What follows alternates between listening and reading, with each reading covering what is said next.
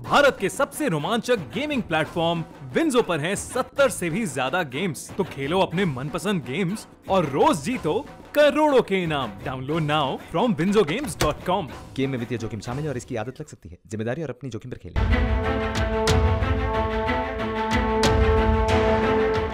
किसी को मजबूर करना या फिर उसकी मजबूरी का फायदा उठाना, ये चीन की जगजाहिर फितरत है। फिर भी ना तो चीन इससे बाज आता है और न ही उसके जाल में फंसने वाले देश उसकी चाल को समय रहते समझ पाते हैं। चीन के चंगुल में फंसे किसी एक देश का ये हाल नहीं है। ऐसे कई देश हैं जिन्हें चीन ने अपनी नीतियों का शिकार बनाया और अब चीन की इस फ्रॉड डिप्लोमेसी का नया शिकार बना है पूर्वी अफ्रीका का देश जिबूती। ऐसा हम नहीं कर रहे, बल्कि कैथोलिक यूनिवर्सिटी लिली की एक विशेषज्ञ सोनिया ली गौरीलेक ने कहा। उनका कहना है कि चीनी निवेश और ऋण को स्वीकार करने के बाद पूर्वी अफ्रीका का देश जिबूती ऐसी ही आर्थिक निर्भरता का शिकार हो गया है।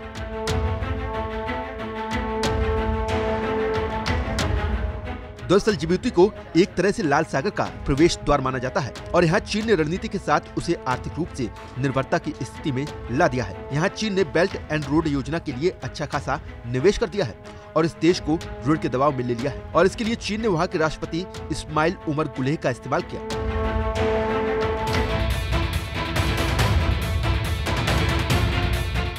चीन ने पहले से ही यहाँ अपनी पकड़ मजबूत करने की रणनीति पर काम करना शुरू कर दिया था। ऐसा करने के लिए उसने सबसे पहले स्कूलों और स्टेडियम के निर्माण में निवेश करना शुरू कर दिया और फिर उसके बाद सड़कों और भवनों और यहाँ तक कि विदेश विभाग की बिल्डिंग तक का निर्माण किया। साथ ही बेल्ट एंड रोड योजना के माध्यम से ही चीन ने वहाँ काफी निवेश किया और इन्हीं निवेशकों के चलते उसने जिबूती को अपने कर्ज जाल में फंसा लिया।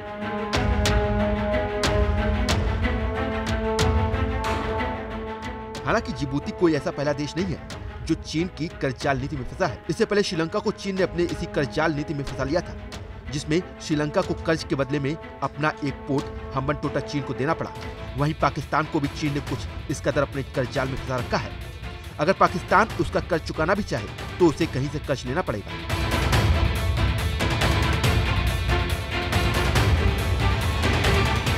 फिलहाल कई ऐसे आंकड़े हैं जिन्होंने चीन की इस चाल की पोल खोली और दुनिया के सामने उसके सच को उजागर किया।